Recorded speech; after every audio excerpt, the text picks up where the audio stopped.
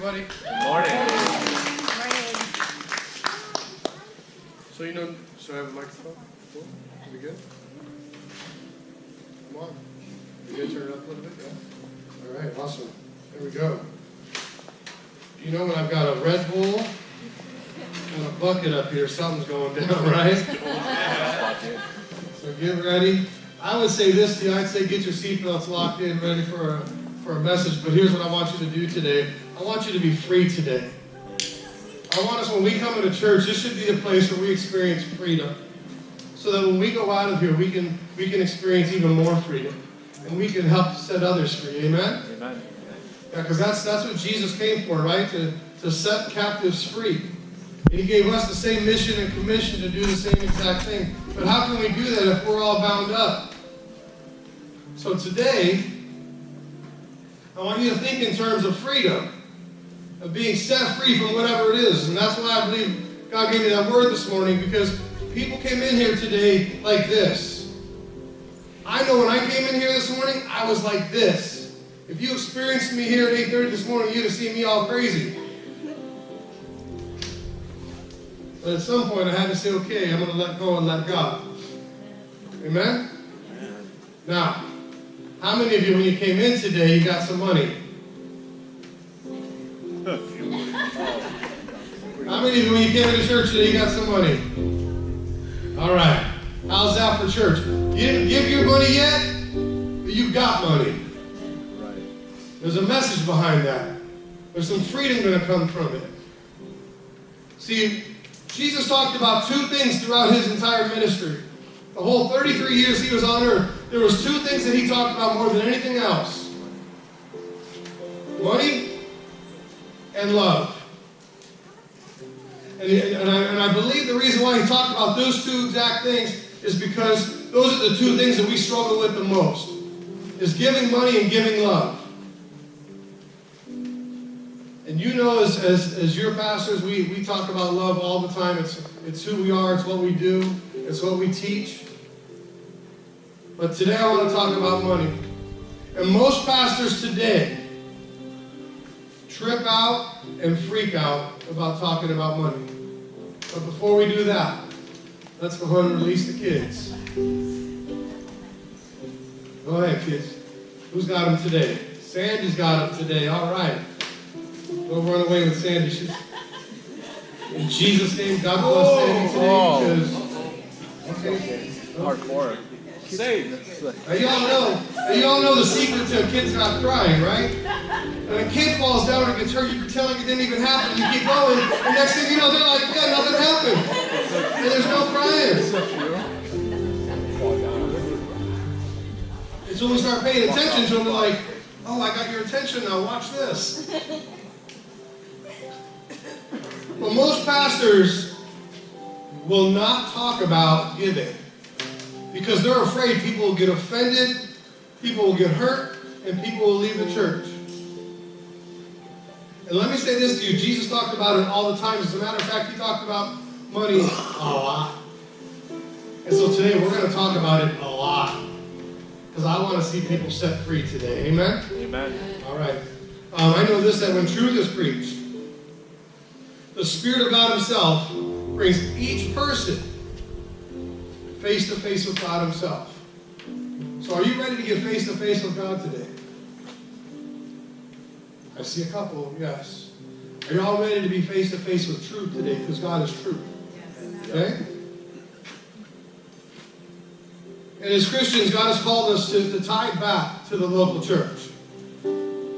It's scriptural, it's foundational, and its principle is found throughout the entire Bible.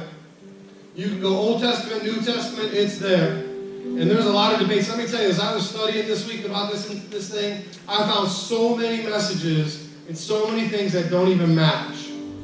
And so here's what I did. I put it all away and I said, God, you just give me the download. You give me the download of what's right and what's true. Because I can handle that. You all handle some truth today? Amen? Yes. So why, if it's found throughout the entire Bible, so why is giving and generosity such an uncomfortable subject? I know when I started saying this morning that I was going to start talking about giving, some of you squirmed in your chairs. Some of you got uncomfortable. And it's not even about the fact that the church is asking about money, to be honest with you.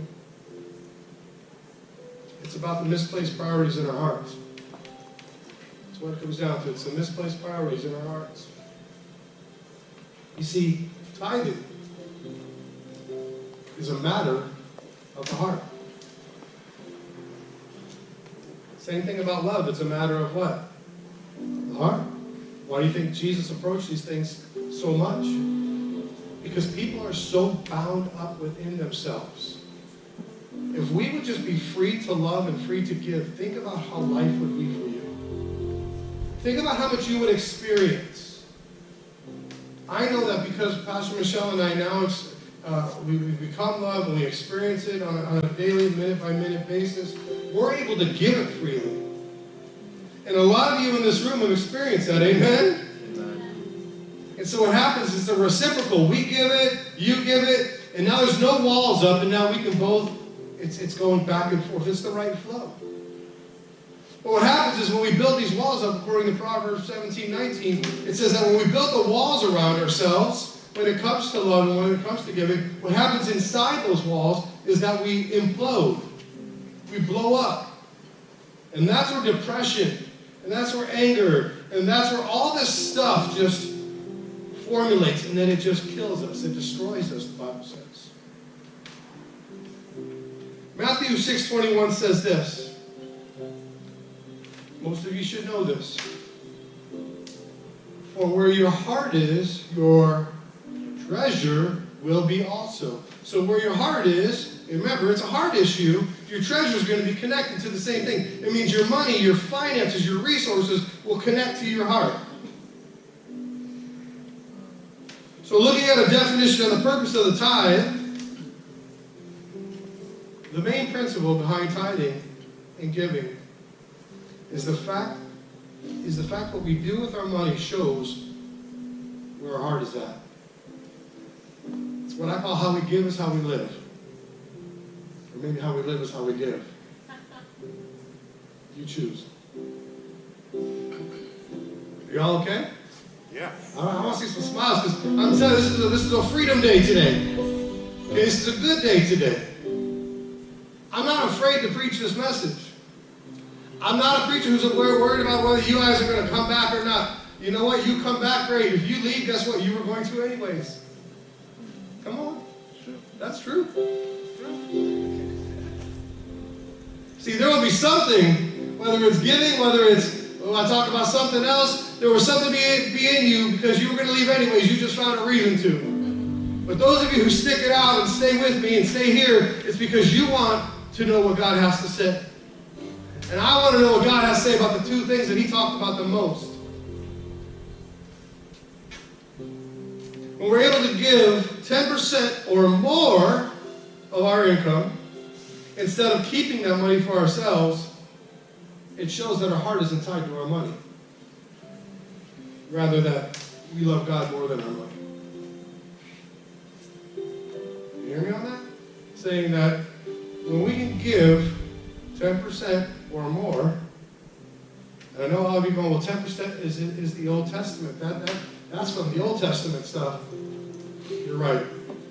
It was a Levitical law that came, and they said, here we go. We gotta have some kind of a foundation, some kind of a guide. But if you even study that out, because a lot of people don't want to go too deep, because again, that uncomfortable thing. Well, I went deep this week, and what I found out is that in the Old Testament, it actually was 10% plus another 20%, which came down to 30%.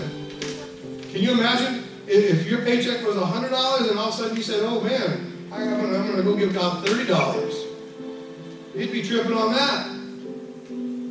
Right? Come on. Be real with you. I'm right there with you. But we got to look at our heart. And then you go to the New Testament. And as I just read, it says, where your treasure is, your heart will be also. But then I checked out, I went to Hebrews chapter 7. And if you go to Hebrews chapter 7, he's talking about Melchizedek, our high priest, who was a representation of who Jesus was. And he's talking about Melchizedek and Abraham and this whole thing. And guess what it says in Hebrews 7? It talks about 10%. So it's not that it's a staple, it's a guide. Because here's the thing, some of you want to give more than 10%. I told you about the church in Orange County where the guy walked in and he asked the guy, what's the debt of the church? And my friend Eric said, the debt of the church is $53 million. He said, great, here's a check, $53 million. You paid off the debt of the entire church. See, some people, out of the abundance of their heart, they're not holding on to their money because they're not gripping it going, okay, it's mine, I don't want to give it up. Because in that, what happens, it's not freedom, it's called fear. Right. We're afraid of what if I don't have enough? What if? But my question to you is, what if it's more than enough? What if what you sow gives you what's more than enough? That's right. That's good. You'll never know, though, because you've never sowed, though. Don't get me started. I'll get up here, y'all think like I need dreads and need to start rapping or something. The Bible mentions money over 800 times. You think that with over 800 times God is trying to drive a point home? He only talks about love over 500 times. And in all of Jesus' parables, it's 800 times. More than half of them talked about money. All of his parables, everything that's within the New Testament, more than half of it was all about money. We all remember, and you all remember Pastor Chris was here from Maui, and he talked about Jesus flipping over the tables, right? Yeah. How many remember what that Jesus' name was? Table flipping Jesus. Table flipping Jesus, right? Right. Best. I'm going to call him later today, and I'm going to tell him y'all remember table flipping Jesus. See, we'll remember when Jesus came in and he was flipping the tables and the coins were going everywhere. But it was all about because of what they were doing with the money, because where their heart was is where their treasure was. And their treasure was about stealing money and scamming people. And they were doing it in the church. They were doing it in the temple. They had perverted what he had set it up to be.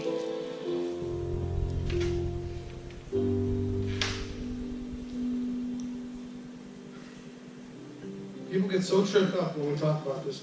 When we're able to release at least 10% of our income back to God, our money doesn't have as tight of a hold on us because we realize that God is in control of our finances.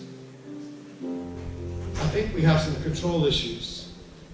I think it's what it comes down to. We have control issues.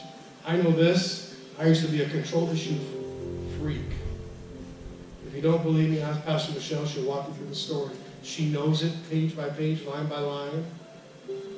But I don't live in that book anymore. In fact, I threw that book away. I got a new book. I got new chapters. I'm writing them all. And they're called Freedom Chapters. Amen. We have to remember that everything we've been given has been given to us by Him, by God.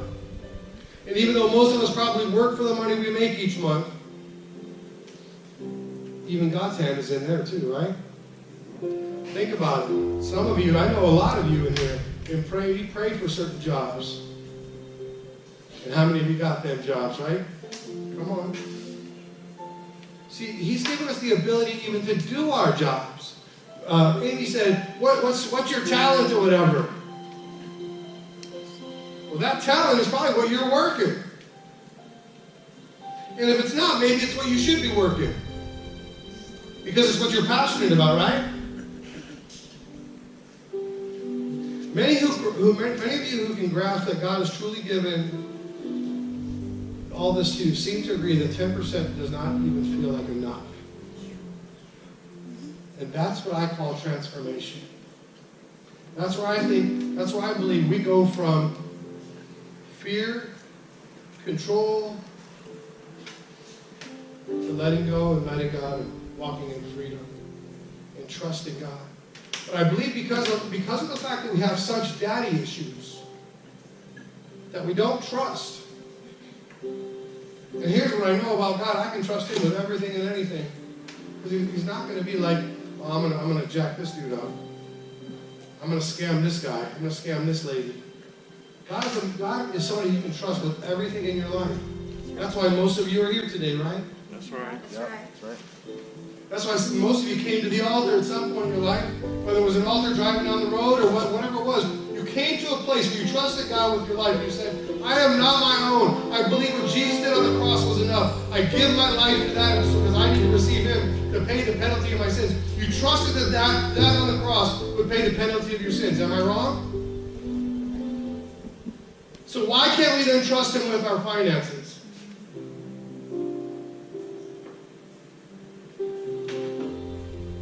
Proverbs 3:9 says this. It says, honor the Lord with your wealth and the first fruits of all your produce. Now we think honor of like a reverence thing, right? When you study that particular word honor out in that particular context, it talks about honoring God with our finances. It's giving our tithes and our offerings. It's giving back to God what was originally His anyways. That's the honor that it's talking about. So it says, honor God with our first fruits. That means when you get your paycheck, when you get the tax check, or when somebody blesses you with some money, the first fruit of that, the first 10% of that, right back to Him. That's the honor. It's saying, thank you for blessing me. Thank you. But see, the problem is that we don't look at what we do every day on the daily with what our jobs are or whatever we get blessed with, that's from God. It's just like, oh, that just happened. Do you realize the Bible says every good thing from heaven comes from the Father above? Amen, it does. And every bad thing doesn't? That's right. So when the good things come, guess who that's from? Him. Why? Because He's that good of a Father. It's not just a song we sing, it's a reality and a truth. Let me ask you this. When you go to buy a car, or you go to buy a house, do you tell them what your net income is? Or do you tell them what your gross income is? What do you tell them? Gross income, right? It's all the stuff before taxes, right? When we go to a restaurant, my point in that whole thing right there was this, is that when we come to God, we don't give to Him the 10% based upon our net income, but what our gross income is. It's the first fruits. We're never going to cheat somebody when it comes to a house. We're never going to go, oh yeah, well, let's say you make 30 grand a year. But after taxes, you're looking at, minus 28%, that's, somebody do some math, that's $21,000. $21,200. I know I'm weird like that, I get math numbers like that. You're never going to go, well, I only make $21,200. Why? Because then you'll only be able to buy less of a house. You always want to tell me make more, right? So you get more of a house, more of a car, more, right? We always want to tell what the gross is, not the net is. And what's interesting is that I find that when we go to a restaurant, and we'll eat our food, and when we have a server, how many of you give at least 10% when you have a server? Look at the hands, 10%. And here's the interesting thing about that. Here's the interesting thing about that 10%. On the other end of it, you don't even know the person you're giving it to. And here, we'll walk into church and we won't even give 10% to God, which is somebody who we should know. Come on. Right. Check out the truth and the reality of that. We'll give 10 to 20% to somebody we don't know. But when it comes to God, we skip out. We give Him our crumbs.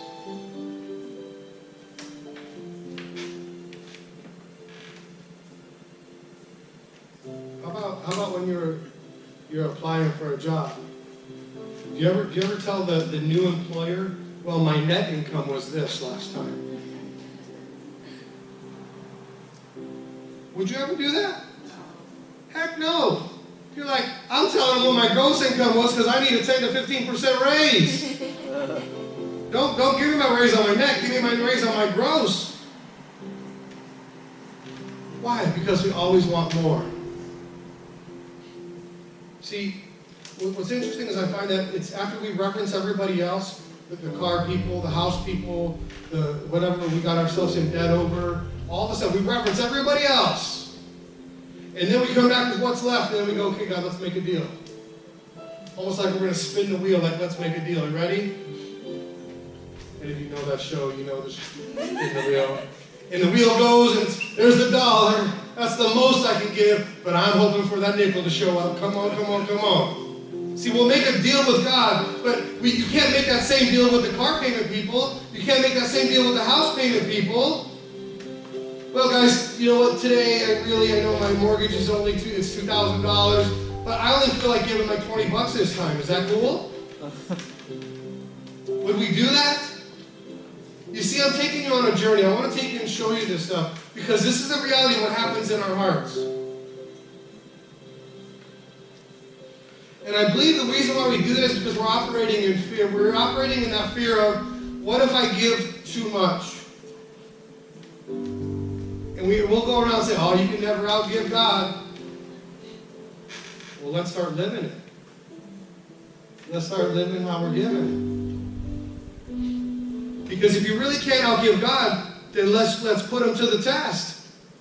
In Malachi 3, it talks about, God says, test me. Try me. I dare you. Watch me open up these windows of heaven and pour out more than you could ever think or imagine. But the problem is that we don't want to test it because it might end up becoming true. And then we'll be tempted to do it again. And again.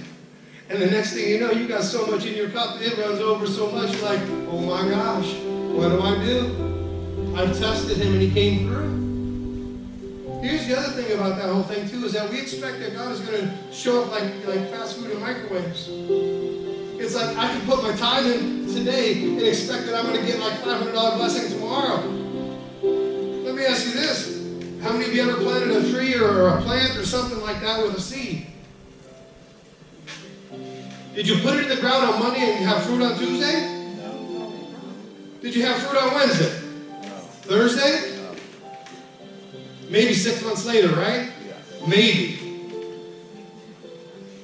But we want it, and we want it now. The test goes both ways. Making sure your flow is right. Jesus sat down opposite of the place where the offerings were put, and he watched the crowd putting their money into the temple treasury.